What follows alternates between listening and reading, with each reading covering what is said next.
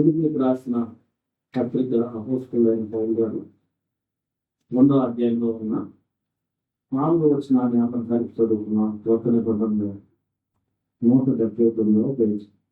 మీలో ప్రతివాడు తన సొంత కార్యములను మాత్రమే కాక ఇతరుల కార్యములు కూడా చూడవలేము. రక్షింపబడిన మనం ఎల్లప్పుడూ మన గురించి గురించి ఖచ్చితంగా ఆలోచన చేసుకోవాలి. అదే కాదు, ఇతరుల యొక్క కార్యాలను కూడా చూడాలి. ముఖ్యంగా సంఘంలో మన దేవుడి యొక్క కార్యాలను మనం చూడాలి. మన సమాజంలో మన తోబుట్టుడు కుటుంబం, ఇక్కడ ముఖ్యంగా రాయబడింది సంఘంలో ఉన్న బిడ్డలు, వాళ్ళు కూడా మనం సహాయపడుతూ ఉండాలి.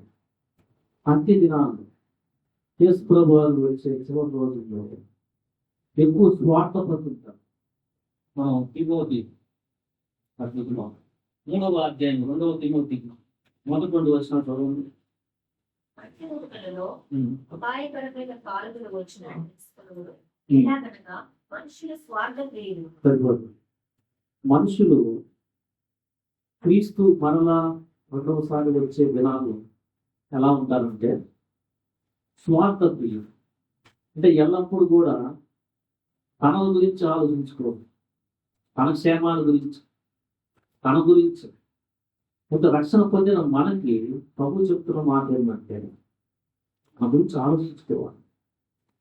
ఎప్పుడు అదే కాదు, వాళ్ళ గురించి ఎలా ఆలోచించాలి. ఎప్పుడు మన క్షేమే కాదు, వాళ్ళు క్షేమంగా ఉన్నారా అని మనం వాళ్ళని పరామర్శించాలి.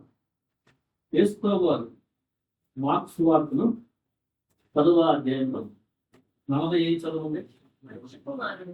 పరిచారం చేయించుకొని రాలేదు కానీ పరిచారం చేయడం అనేకులకు ప్రతిగా విమోచన దయదనముగా తన ప్రాణం ఇచ్చినప్పుడు వచ్చిందని. మనం ఎప్పుడు పరిచయం చేయించుకోవడం కాదు. మనిషి కుమారుడు యేసుప్రభువు చెప్తున్నాడు, పరిచయం చేయించుకుంటానికి కాదు, పరిచయం చేయడానికి వచ్చాడు. పరిచయం చేస్తానికి అంటే నేను అవతల వాళ్ళకి ఈయన కాక వేరే వాళ్ళు కూడా ఉన్నారు, వాళ్ళకి పరిచయం చేస్తాను.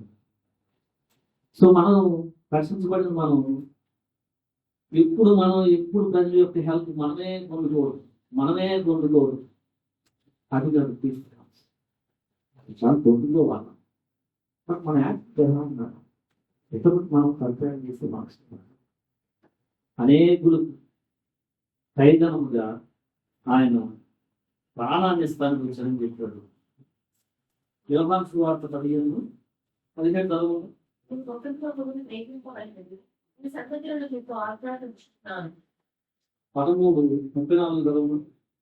నేను ఒకరినొకరు ప్రేమింపవలనని మీకు క్రొత్త ఆజ్ఞ ఇస్తున్నాను. నేను మిమ్మల్ని ప్రేమించినట్టే మీరు ఒకరినొకరు ప్రేమింపవలను.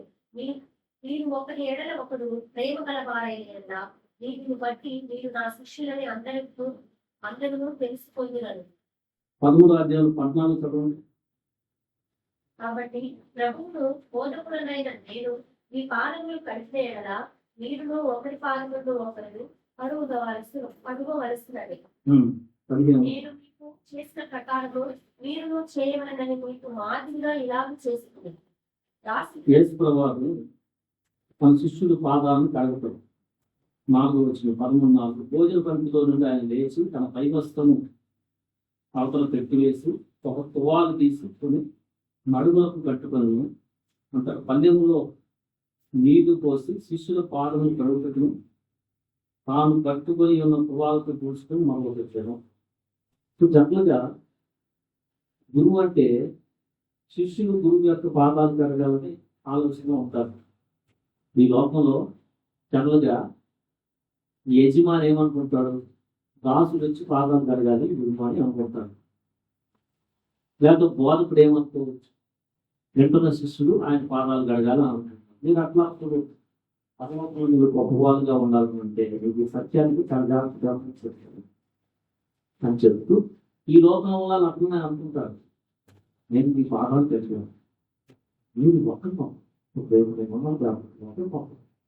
ప్రేమించండి, ఒకటి WhatsApp చేసుకోండి, హెల్ప్ చేసుకోండి అని చెప్తున్నారు. సో రక్షించబడిన మనము ఇప్పుడు మన గురించే మనకి తెలియాలా అనే యాటిట్యూడ్ ఉండకూడదు. మనము మనకి మించిన వారు, మనకంటే మిగతా వారి కుటుంబంలో వారైనా, ముఖ్యంగా సంఘంలో వారైనా అవసరాలు ఏమన్నా పట్టించుకుంటున్నామా? తిమోతి గురించి చెప్తూ మనం చదువుకున్న ఫిలిప్పీయులకు రాసిన పత్రిక 2వ అధ్యాయం 20 చదవండి. ఈ క్షేమ విషయమై ఉమ్, ఇందుకుగా చింతించువాడు అతని మంచివాడు ఎవరు నా యొక్క లేడు. ఉమ్. అందరూ తమ సొంత కార్యములనే చూచుతున్నారు కానీ యేసు క్రీస్తు కార్యములను చూడదు. ఇక్కడ ఒక ఎగ్జాంపుల్ చెప్తున్నారు పౌలు గారు తిమోతి గురించి. ఇతను మీ దగ్గరికి పంపిస్తున్నాను, ఫిలిప్పీ అనే ప్రాంతానికి పంపిస్తున్నాను. ఆ పై వచ్చిన 19 చూస్తూ, నేను మీ క్షేమము తెలుసుకొని ధైర్యం తెచ్చుకొని నిమిత్తము తిమోతిని శీఘ్రముగా తొందరగా మీ యొద్దకు పంపుటకు ప్రభువైన యేసునందు నిరీక్షిస్తున్నాను. ఎందుకంటే మీ క్షేమాన్ని గురించి ఇప్పుడు బాగా చింతించేవాళ్ళు ఎట్లా ఉన్నారు. సో తిమోతి గురించి పౌలు చెప్తుంటే సంఘంలో ఉన్న బిడ్డల క్షేమం అంటే తిమోతి చాలా ఇష్టం.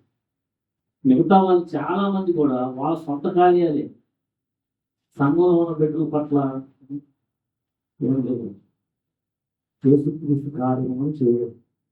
కానీ తిమోతి క్రీస్తు బిడ్డల యొక్క క్షేమాన్ని, దాని గురించి ఆలోచించే వాళ్ళు చింతించడం ఎలా ఉన్నారు, చింతించడం అంటే డీప్ ఆలోచన.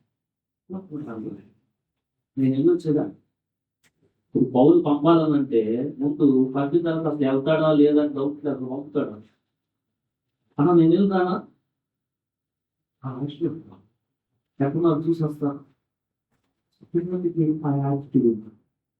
సో యేసు ప్రభువారు నేను ప్రచారం చేయించడానికి రాలేదు, అనేకులు ప్రయోగం నా ప్రాణాన్ని ఇస్తానికి వచ్చాను. ఎదుటి వారు వారి ఆత్మలు రక్షించబడటానికి నా ప్రాణాన్ని ఇస్తున్నాను. ప్రభువును బోధకుడైన నేనే ఇలా చూస్తే మా శిష్యులైన మీరు తప్పనిసరిగా పని చేయాలని మాదిరిగా ఉంచారని చెప్పారు. సో మనం అవతల క్షేమాన్ని ఆలోచన చేయాలి. హెబ్రీయులకు రాసిన పత్రికలో కూడా క్రీస్తు గురించి మనసు మనకు కనిపిస్తుంది. 12వ వచనంలో మధ్యలో ఒక చోట ఆయన తన ఎదుట ఉంచబడిన ఆనందము కొరకై అవమానమును లక్ష్యం పెట్టి సిలువను సహించి దేవుని సింహాసనం యొక్క కుడి పార్శ్వమున కూర్చొని ఉన్నాడు. యేసు వారికి ఏంటి ఆనందం అంటే, ఒకటి తండ్రి తనకిచ్చిన పని చేయడం, రక్షణ కార్యాన్ని దాంట్లో ఆయనకు అవమానం వచ్చింది, నింద వచ్చింది, శ్రమ వచ్చింది. కానీ ఆయన దేని బట్టి ఆనందించబడుతున్నారంటే అనేకులు శిక్షణ వస్తారు, వ్యక్తి శిక్ష నుంచి తప్పించబడతారు. వాళ్ళ క్షేమం నాకు చాలా ఇంపార్టెంట్. ఈ పరిస్థితుల్లో నాకు లోకంలో అవమానం వచ్చిన, నింద వచ్చిన ఆనందంతో ఆయన సహించారు. మన జీవితంలో కూడా ఈ లోకంలో శ్రమ వస్తుంది. మనకు కూడా శ్రమ వచ్చినప్పుడు మనం దేన్ని బట్టి ఆనందంగా అసలు ముందుకెళ్ళడం, మన శ్రమే చూసుకుంటూ ఉండిపోతుంది. మన ఆత్మ నశించుకోవచ్చు. శ్రమలో నాకు వేడుకున్నాడు, ఆ కంటున్నాడు నాకు మనకు శ్రమ నుంచి చూపిస్తాడు. ఎందుకంటే నాకు ఫోకస్ నేను వేరే వాళ్ళ క్షేమాన్ని చూసి వెళ్ళాలా, నేనే దిగుబడి ఇంట్లో కూర్చున్నాను అనుకుంటుంది. నేనే ఇబ్బంది పడుతుంటాను. ఫస్ట్ నేనే ఉన్న అపవాది కొన్నిసార్లు ఆ ట్యాప్లో పడేస్తాడు. మనం ఎలా ఉన్నామంటే ప్రభు నాకు ఉన్నాడు, శ్రమ నన్ను ఏం చేస్తాను, ఎందైనా ఏం చేస్తాను, వ్యాధి వస్త్రం ఏం చేస్తాను, వీటన్నిటిలో విజయాన్ని ఇస్తాడు. నేను వేరే వాళ్ళు తెలుగు కార్యాలు చూసుకుంటే అలా ఇప్పుడు మనం పాత నిబంధనలో దావీదు వాళ్ళ ఫాదరు, అయ్యా అన్నం పెడుతున్నాను, బాక్స్లో పెట్టుకొని మీరు అన్నాలు అక్కడ ఉన్నారు, పెట్టేసులో దొరుకులు దగ్గర ఉన్నారు అనంగానే అంటే పెట్టేసుకుంటే నేను బాను, నేను యుద్ధానికి పోతానంటే నన్ను పంపలేదు, నేను ఎందుకు పోతాను? మనలా స్నానం ఇస్తున్నాడు, ఎప్పుడున్నా ఉన్నాడు చేసి మీ అమ్మలు బరువు కాస్తా ఉన్నారు. యాకోబు చెప్తాడు ఇచ్చిరాకు లేదు లేదు నేను ఇవ్వను, ఎందుకంటే మా అందరు పడబట్టారు, నేను అలభావం చేస్తే నేను ఇవ్వను నాన్న చెప్తాడు. నాకు ఆకలి అవుతుంది ఇవాళ. మనకి మనమే ఎప్పుడు మన గురించే వాళ్ళకిస్తే లాభం, నాకేంటి లాభం, మనస్తారు దేవుడు మనస్తారు. దేవుడు ఇచ్చిన స్పిరిట్ మనకు అది కాదు. దేవుడు అనుగ్రహించిన ప్రేమ, పరిశుద్ధాత్మ కుమ్మరించిన ఆ ప్రేమ వారిని ప్రశ్నలోకి రాని వారిని సహిస్తూ రక్షణ గురించి ఆలోచిస్తూ ఉండదు. పౌరు సువార్త చెప్పినప్పుడు చెప్పబడుతున్నారు జైల్లోకి ఆయన రాస్తున్నాడు. ఎపిసోడ్ రాసిన పత్రిక 3 చదవండి. నాకు వచ్చిన శ్రమలను చూసి మీరు అధైర్యపడవద్దని వేడుకొచ్చున్నాను. ఉన్నది. ఎట్లా చెప్తాడు ఆ మాట? అది చెప్పాలంటే ఎంత ఫౌండేషన్ వేసుకున్నాడు ఆయన. నేను బాబు సువార్త చెప్తున్నాను, జైలు వేశారు. ఏంటిది? అలాంటి మనసు వస్తే తన ఆఫీసులో ఈ మాట చెప్పగలరు. మళ్ళీ ఒకసారి చదవండి ఆ మాట. నాకు వచ్చిన శ్రమలను చూసి మీరు అధైర్యపడవద్దని వేడుకొచ్చున్నాను. ఇది మీకు మహిమకరములై ఉన్నది. జైల్లో రాసే ఆ పత్రిక, రాసిన పత్రిక జైల్లో ఉంది. ఖైదీ అధైర్యపడద్దు అని వాళ్ళ ధైర్యం చెప్తున్నాడు. అసలు ఎవరికున్న శ్రమ ఈ తను ఏంటి, మన జైల్లో ఉంటే చూడటానికి రాలేదు, ఏంటిది శ్రమ లేదు. గురించి రాసిన పత్రికలో 5వ అధ్యాయం 5 చదవండి. క్రీస్తు యొక్క శ్రమలు మా యెజ్ఞేలా విస్తరించుచున్నాము, అలాగే క్రీస్తు ద్వారా ఆదరణయు మాకు విస్తరించుచున్నది. అది కొంచెం బయట 4 వచ్చిన దేవుడు మమ్మల్ని ఏ ఆదరణతో ఆదరిస్తున్నాడు? శ్రమలో కూడా ఆదరణ, ఎట్టి శ్రమలో ఉన్న వారినైనా ఆదరించుకున్న శక్తి గల వారు నమ్మట్లు ఆయన మా శ్రమ అంతట్లో మమ్మల్ని ఆదరిస్తున్నాడు. శ్రమ దేవుడు నన్ను ఆదరిస్తున్నాడు. అదే క్వాలిటీ, నేను దేవుని బిడ్డను కాబట్టి దేవుని ఆదరణ పొందుతున్న నేను వారి శ్రమ లేదు అని ఆదరించి చెప్తూ ఉన్నారా? ఈ శ్రమలో తిరుగుతావు. ఎందుకంటే మనతో దేవుడు ఎట్టి శ్రమలైనా తప్పుకునే ఆదరణ నాకు ఇచ్చాడు. ఇది ఆయన ఆనందం. ఇదేమో అది అవుతుంది. నేను దేవుతో ఉన్నాను, దేవుడు ఉండి కూడా అది శ్రమలో ఉంది క్షేమాన్ని చూస్తున్నారు.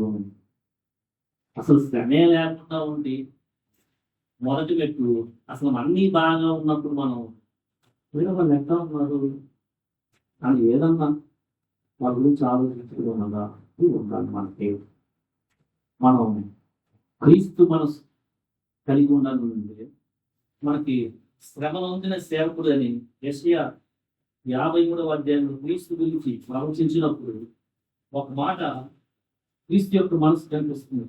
11 చదవండి. అతడు తనకు కలిగిన వేదనను చూసి తృప్తినందును నీతిమంతుడైన నా సేవకుడు జనుల దోషములను భరించి తనకున్న అనుభవ జ్ఞానం చేత అనేకులను నిర్దోషులుగా చేయు. ఇది మనసు కలిగిన వేదన గురించి చెప్తున్నా చెప్తున్నాను. దాని వల్ల ఎవరు, ఎందుకంటే ఆయన యొక్క ఎక్స్పీరియన్స్ ఏంటంటే, అనుభవ జ్ఞానం ఏంటంటే అనేకులు కార్యాలు బట్టి సంతోషంలో ఉండాలి. అదే ఆయన సంతోషం. మనం అవతల వారు చేయమని చూసే వ్యక్తిలోకి వెళ్తున్నప్పుడు తప్పనిసరిగా మనకు ఇబ్బంది వస్తుంది. గమనించడం రావండి తీసుకుంటే కానీ మనం వరి అవ్వాల్సిన పని లేదు. ఆ ఇబ్బందులో కూడా ఇరుకులో విశాఖ కలుగు చేసి మనకి ఆ పట్టుకుని కృపని ప్రభు ఆదరిస్తూ సహాయం చేస్తాం. దాంట్లో కాస్త తెలుసు కుంగిపో, వేరే వాళ్ళకి హెల్ప్ చేయాలి. అసలు నీ స్థితి చాలా చక్కగా ఉంది. మంచి ఆరోగ్యం ఉంది, ధనం ఉంది, బలం ఉంది. ఏమన్నా హెల్ప్ చేస్తున్నావా? పట్టణాలు క్షేమంగా ఉన్నప్పుడు కొంతమంది చేయి. నేను పాప స్థితి క్షేమంగా ఉన్నా కూడా మనిషి కోరుకుంటాడు స్వార్థం. ఎప్పుడు ఆలోచన అంతా మన గురించి. బాగా ఉన్న సమయంలో ఎవరన్నా హాస్పిటల్కి వెళ్ళి చూసి చెప్పాలి. ఎంతమంది ఏమో ఒక సహోదరి విశ్వాసం తగ్గిపోతూ ఉంటే ఏమి ఆలోచించారు. అనారోగ్యంలో ఉంటే ఇంటికి అన్ని చేయగలుగుతున్నా అసలు యాటిట్యూడ్ ఉందా? వాళ్ళు జైల్లో ఉన్న వారిని కూడా బంధించుకోగలను. కొంతమంది జైల్లో ఉన్న వాళ్ళు కూడా చూస్తాను కదా. యేసుప్రభు గారు చెప్పారు, నేను చెరసాలలో ఉంటే చూస్తాను వచ్చామా. మనము వేరే వాళ్ళ క్షేమాన్ని చూడాలి. యాకోబు కూడా ఈ భావాన్ని తన 12వ అధ్యాయంలో క్రియలో ఉండాలబ్బాయి, ఈ విశ్వాసం మాట చెప్పద్దు, ఎప్పుడు మాటలే కాదు, కార్యాలు కనపడాలా. 2వ అధ్యాయంలో 15 నుంచి సహోదరుడైనను సహోదరి అయినను దిగంబరులై ఆనాటికి భోజనము లేక ఉన్నప్పుడు మీలో ఎవడైనను శరీరమునకు కావలసిన వాటిని లేక సమాధానముగా వెళ్తుంది చలి కాచుకోండి పుట్టి పొందుదని చెప్పిన ఎడలా ఏమి ప్రయోజనము? అలాగే విశ్వాసము క్రియలు లేనిదైతే అది ఒంటరిగా ఉండి మృతమైన డబ్బు. వాడికి క్షేమం కావాలంటే అలాంటి ఫస్ట్ ఏం కావాలి? బట్టలు లేనప్పుడు ఏదో ఉంటున్నా ఉంటే ఫస్ట్ నీకు లేనప్పుడు ఉన్నప్పుడు క్షేమాన్ని గురించి చూడాలా మనం. సో కొంతమంది వాక్యమే సరిగ్గా తెలియదు. వాళ్ళకి నువ్వు సరైన మార్గంలో సహిస్తూ వాళ్ళకి లేకపోతే వాళ్ళు తెలియకపోతారు. సో మనం పొరుగువారి ఆత్మీయకరమైన క్షేమాన్ని కూడా మనం పట్టించుకోవాలి. యేసుప్రభువు తిరిగి లేచినప్పుడు వాళ్ళు శిష్యులు అన్ని కార్యాలు చూసినా కానీ పరిశుద్ధాత్మ పొందడానికి ఇంకా బలహీనంగానే ఉన్నాడు. చాలపడటానికి వెళ్ళారు. ప్రభు ఆ స్థితిలో కూడా పట్టించుకున్నాడు. ఆ వ్యక్తికి వెళ్ళాలంటే ఫస్ట్ వ్యక్తి ఏంటి? మనకు అంతా బాగుంది. ఫస్ట్ నాకు బాగున్నప్పుడు ఎట్లా బాగున్నాడు, ఎలా ఉన్నాడు, ప్రభు నాకు మంచి స్థితి ఇచ్చాడు. నా గురించే కాదు, అందరి గురించి ఆలోచించాను.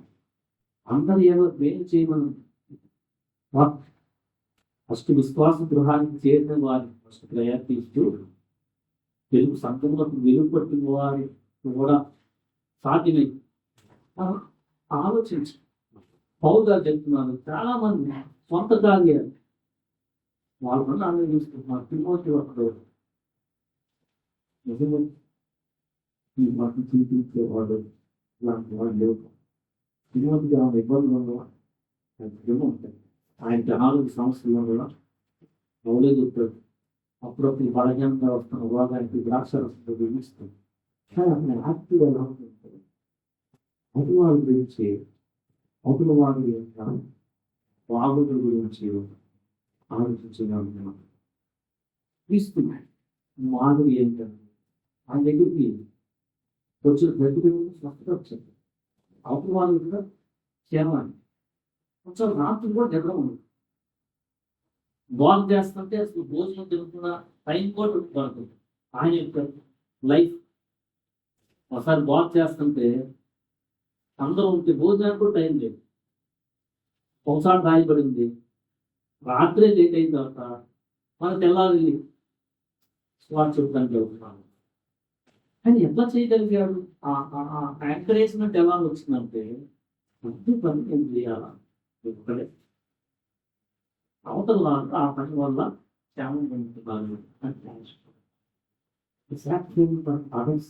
ఎంత వారికి వస్తుంది. మనం ధ్యానం చేస్తే ఆ మనసు ఈ మనసు కలిగి ఉంటే మనం పరలోకంలో బహుమానాలు చాలా క్రీస్తు గురించి మనం రాయబడింది. మనం క్రీస్తుకి రాసిన పత్రిక యేసు ప్రభు గారి గురించి మనం ప్రభు గారి దాకా ఆ మాట చెప్తూ క్రీస్తు మనసు చూడండి. మనం మీలో ప్రతి వాడు తన సొంత కార్యం మాత్రమే కాదు ఇతర కార్యాలను చూడవాలను క్రీస్తు యేసు కలిగిన ఈ మనస్సు, ఆ మనసు ఎవరికంటే క్రీస్తు వేరే వాళ్ళ కార్యాలు చూడండి. మీరు కలిగి ఉండండి అని చెప్తూ ఆయన దేవుని స్వరూపం కలిగిన వాడై ఉంది దేవునితో సమానంగా ఉండుట విడిచిపెట్టకూడదని బాధ్యత ఎంచుకోలేదు కానీ దేవుడికి ఎంచుకుంటాను సమయంకి నాకు పర్లోక రాజ్యంలో నిత్యము దేవుడితో స్థుతిస్తూ ఉన్నాడు. చాలా కంఫర్ట్. ఆయన మానవుడిగా వచ్చినప్పుడు ఎలా ఉన్నాడంటే ఈ మనసు పేరు వాడు కలిగించాడు. అదే ఆయన దేవుడు. అది విడిచిపెట్టకూడదు. నేను విడిచిపెట్టిన అక్కడి నుంచి రాను అనుకోలే. దాసుని వ్యక్తినిగా చేసుకుంది. ఆయన ఆకారం ముందు మనుషుడిగా కనపడి మరణం పొందినంతగా సులువు మరణం పొందిన దేని చూపి తగ్గించుకొని దానికి ప్రతిఫలం ఏంటంటే దేవుడు ఇచ్చింది. పరలోకములో ఉన్నవాడు భూమి కింద ప్రతి మోకాలు యేసునామమున ఉండినట్లు ప్రతి నాలుగు తండ్రి అయిన దేవుని మహిమ క్రీస్తు ప్రభువుని ఒప్పుకున్నట్లు ఆయనను అధికంగా హెచ్చించి మనసు కలిగితే రేపు పరలోకం ఎలా ఉంటుందంటే మీకు వచ్చే ప్రతిఫలం అధికముగా హెచ్చించగలుగుతారు. ప్రతి వాటికి రక్షణ పొందిన తర్వాత దేవుని కృపాసన కూర్చుండగలగాలి. నాకు మనం 16వ కీర్తనలో దేవుడు ఎల్లప్పుడూ నా కుడి పక్కన ఉన్నాడని నేను తలంచబడ్డని చెప్తూ ఇప్పుడు దేవుడు కుడి పక్కన ఆయన ఉన్నాడు. ఈ భూమి మీద మనం ఎదుటి వారి క్షేమాన్ని చూస్తే మనకు అది ఈ లోకంలో చెవులు ఎట్లా ఉంటాడంటే స్వార్థ కొరకు నాకేం చేశారు మరేం చేశారు అది నేను చేయాలి. నీకు జాగ్రత్తగా నాకు శ్రమ వస్తున్నాయి ఎందుకు వచ్చింది ఇప్పుడు చేతులు క్యారెక్ట్ అయిపోవాలి. ఫస్ట్ మనం స్వార్థంగా ఉన్నాం. నాకేం చేశాడు వాడు చేస్తాను అంటే మనకి ఇస్తే ఇవ్వదు. స్వార్థం ఉంది అనుకున్నాను. ఇన్ని మాటలు లేకున్నా ఈ యొక్క విజ్డమ్ ఆఫ్ గాడ్ అనేది ఎక్కువమంది కాదు. ఏంటంటే మతడానికి వస్తున్నా కూడా దేవుడు నాకేం చేస్తున్నాడు. దేవుడు చేయకపోతే అసలు నడుస్తామా? శక్తి వస్తుందా? ఋతువు లేకపోతే ఆహారం వస్తుందా? అసలు నాకు శరీరంలో అవయవాలు ఎలా ఎంతోమంది ఇక్కడ సరిపెట్టుకుంటున్నారు. ఇది కాదు ఏం చేశాడు దేవుడు. మళ్ళా కొన్నిసార్లు కొట్టుకున్నాయి కూడా మర్చిపోయి ఏం చేశాడు. మన యాటిట్యూడ్ అడుగుతాడు. ఎందుకంటే స్వార్థం అందుకే మనకు యాటిట్యూడ్ ఉంది. క్రీస్తు దేవుడు మీ రక్షణ గురించి కార్యం అర్థం గ్రహించవాలి. ఫస్ట్ దేవుడు ఏం చేశాడు అంటే శరీరం క్రీస్తు ద్వారా నువ్వు దేవుడికి వస్తే నీకు శిక్ష దేవుడు ఎందుకంటే దేవుడే శిక్ష భరించాడు. దాని కూడా దేవుడు ఏం చేశాడు. ఆయన నీకు ఇస్తున్న అనేక సార్లు నీకు ఇచ్చిన క్షేమ స్థితిని నువ్వు మర్చిపోయి ప్రస్తుతం కొంచెం ఇబ్బంది ఉంటే దేవుడు ఏం చేశాడు అంటే మంచివాడు ఎవరికి హెల్ప్ చేస్తాడు. మనం హ్యాపీ ఎలా ఉంటాడు దేవుడు పిల్లలు మన దేవుడు రక్షించబడిన తర్వాత ఈ మనసును కలిగి ఉన్నావా? ఈ యాటిట్యూడ్ ఎవరన్నా వచ్చిందా? ఒకప్పుడు వచ్చి ఆగిపోతుంది. ఇంకో మాట కూడా అపోస్తుడైన పౌలు అపోస్తుడు కార్యము ఆయనకు ఒక భారం కలిగింది. సువార్త వచ్చాడు. నేను వెళ్ళి వాళ్ళు ఎక్కడున్నారో చూడాలా. అపోస్తుల కార్యంలో 15వ అధ్యాయం 36 తర్వాత ఏ ఏ పట్టణములలో ప్రభువు వాక్యం తెలుసు పరిస్థితుల్లోని ఆయా ప్రతి పట్టణంలో ఉన్న సహోదరుల ఎదుగు వెళ్ళి వారు ఎలా ఉన్నారో మనం చూసి మన పౌరులు ఈ మనసు రాష్ట్ర వారు ఎలా ఉన్నారు పట్టణం నాకు దూరం ఏంటి వారు ఎలా ఉన్నారు చూసి వద్దాం. ప్రాక్టికల్గా సంఘంలో ఉన్న బిడ్డలు ఎక్కువ మంది ఎలా ఉన్నారు అంటే కార్యక్రమాలు వస్తారు, ఏదైనా స్థుతులు కలుస్తారు, చేస్తున్నాడన్నా నోటు కల్పిస్తాను కొంతమంది అది కూడా చేయనాలు వారికి. ఆ తర్వాత మిగతా సమయంలో ఎలా ఉన్నారు వాళ్ళ ఇంటికి వెళ్తారు. అరే నాకు తెలిసిందే హాస్పిటల్లో ఉన్నాడు అన్నిటికి వెళ్ళిపోయినా కొత్తగా రక్షణలోకి వచ్చాడు అసలు ఆత్మీయంగా ఎక్కడున్నాడు. క్రీస్తు దీనికి చాలా ప్రయాసం ఉంటుంది. పట్టణాలు ఎలా ఉంటాయి? ఇది పట్టణం లేదు. పౌలు సువార్తకు వచ్చింది పడవలో, కంఫర్ట్ జర్నీ కాలేదు. మారుతా ఉండాలి, పడవకి వెళ్ళాలా, మళ్ళీ నడుచుకోవాలా, వెళ్ళాలా, అవన్నీ చెయ్యాలా. అవి చేసి పడవ చూడటం వాడు వెళ్తా ఉన్నారు. వాడు క్షేమాన్ని చూడు. తిమోతికి ఏం చెప్తున్నాడు? అవు తెలుగు రావయ్యా, తిరిగి తెలుగా, నువ్వు ఇక్కడ ఏబీసీలో ఉన్నావు, తెలుగు అంటే దూరం, లాంగ్ డిస్టెన్స్ అయినా కూడా ప్రయాసం. కొంతమంది వాళ్ళు అయినా కానీ ప్రభు పరిచయం చెయ్యాల. వాళ్ళంతా క్షేమంగా మాట్లాడతారు. మనకి చాలా ఇంపార్టెంట్. ఇప్పుడు ఈ స్థితిలో స్వార్థం ఎలా ఉందంటే, వాళ్ళ దగ్గరికి వెళ్ళి వాళ్ళ దగ్గర అప్పుడు బాక్స్ అంటే కొంతమంది నేను వాళ్ళు కిలోమీటర్లు 50 కిలోమీటర్ల వరకు పోయి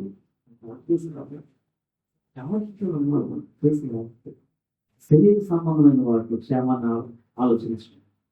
నేను ఏమైనా మెడిసిన్ కావాలని ఎప్పుడన్నా హాస్పిటల్కి తీసుకెళ్ళాలన్నా, లేకపోతే మాకు ధనం ఉంటే కొంచెం అన్నా షేర్ చేసుకోవాలి. దాంతోపాటు ఆత్మీయ మనకి దేవుడు మనకి వెలిగిస్తే ఇంకా బలిగినగా ఉన్న వారికి ఎలా ఉన్నారు అని ఆత్మీయమైన శ్రమాన్ని కూడా మనం ఆలోచించేవాళ్ళం. తీసుకున్నాం. ఆహారం లేకపోతే వడ్డీలు చేపలని, ఆరోగ్యం లేకపోతే చూస్తున్నాం తెలియని సంబంధం. దాంతోపాటు ఆయన ఉన్న ఆత్మీయం ఎలా అని అన్న నశించుకోవాలి. వాట్స్ చెప్పాలి, మీరు ప్రార్థన చేయండి, వాటర్ ఇస్తాను. ఆయనకి ఇంట్లో మనం మొదటి మనడు పరలోకి దేవుని చేత మనం హెచ్చించబడాలంటే పరిచయం చేసే యాక్టివ్, దీన్ని పరిచయం చేసే యాక్టివ్ మనం చేయాలి. కొన్నిసార్లు హెల్ప్ చేస్తారు, కానీ మన యాక్టివ్ ఎట్లా ఉండాలంటే మనం ఖచ్చితంగా ఆలోచించుకోవాలి. మన హెల్త్ గురించి మనం ఖచ్చితంగా కేర్ తీసుకోవాలి. ఎప్పుడు మన గురించే కాకుండా మన గురించి ఖచ్చితంగా ఆలోచించుకోవాలి. మనం కరెక్ట్గా లేకపోతే అవకాశాలు చెప్పడానికి కూడా బలం ఉండదు. బట్ చాలా బాగుంటుంది. వేరే వాళ్ళు చేస్తున్నాం, గురించి ఆలోచన చేస్తున్నాం, తనకి ఇబ్బంది పడుతున్నారు, లేకపోతే వెంటనే ఎక్కువ గురించి ప్రార్థన చేసుకోవాలంటే తన గురించి స్వస్థపరచు, తన క్షేమాన్ని స్వస్థపరచగలరు. క్షేమాన్ని ఈసారి ఇప్పుడు చాలా వెళ్ళలేదు వాళ్ళు ఉన్నారు. కనీసం తన క్షేమం ఉండాలి. ప్రార్థన చేయాలి. కొంతమంది నీ దగ్గరికి వస్తారు, చాలా ఇబ్బందులు ఉంటారు, కష్టం దగ్గర కూడా చెప్పాడు. మన దగ్గర ఉంటే మొట్టమొదటిగా సంఘంలో ఉన్న దగ్గర గురించి ఫస్ట్ ప్రయారిటీ. ఆ తర్వాత పోగొట్టుకుంది. ఇంకా దేవుడు ఎప్పుడన్నా అనుమతిస్తే పొరుగువాడు. ఫస్ట్ సంఘంలోనే చాలా మంది ఈ అవస్థలో ఉంటారు. నేను ఎక్కువ చూస్తుంది ఆయన మీటింగ్స్కి వెళ్తున్న తప్పితే ఇన్ని రోజుల్లో వచ్చి మీరు ఎట్లా ఉన్నారో కల్పిస్తా వచ్చామన్నా అనే వాళ్ళు చాలా తక్కువ, లేదని కాదు, ఉన్నారు చాలా తక్కువ. మీటింగ్స్ పెట్టినప్పుడు కలిసే వాళ్ళు చాలా ఎక్కువ మంది. ఈ భారత్ వెళ్తున్న వారు చాలా తక్కువ. ఈ భారత క్రీస్తు మనస్సు దేవుని స్వరూపం కలిగిన వాళ్ళు పరిచయం చేయించుకోవడానికి కాకుండా పరిచయం చెయ్యాలి. ఆ పరిస్థితుల్లో ఆయనకి అలవాల్చుకోవటానికి కూడా స్థలం లేదు. రక్షణ పొందిన భావం సంఘం క్షేమాభివృద్ధి చెందాలంటే సంఘము క్షేమాభివృద్ధి చెందాలంటే వ్యక్తి వాడి యొక్క అవసరతలు ఏమున్నాయి అని చూసేవాళ్ళు చాలా అవసరం. ఈ మనసు మనకి ఒక గొప్ప తీసుకు. అది మన ఆనందం ఏంటంటే రేపు ఆ పరలోక రాజ్యం మనకి ఇక్కడ తెలియదు అది గొప్ప దాని ఏర్పడింది మనం ఎలా చేస్తాం తీసుకునేసినట్టు ఈ సత్యాన్ని గ్రహించగలిగితే ఏదో హెల్ప్ చేస్తుంది వాళ్ళు తీసుకునేసినట్టే వాళ్ళ క్షేమాన్ని చూస్తే క్రీస్తు శరీరం యొక్క క్షేమాన్ని చూసినట్టే వాళ్ళ క్రీస్తు శరీరంలో ఒక అంగాలు వాళ్ళకి క్షేమం ఉన్నట్టే క్రీస్తు శరీరానికి సంఘానికి క్షేమం ఇస్తున్నట్టే దేవుడి మాటలు ఆమె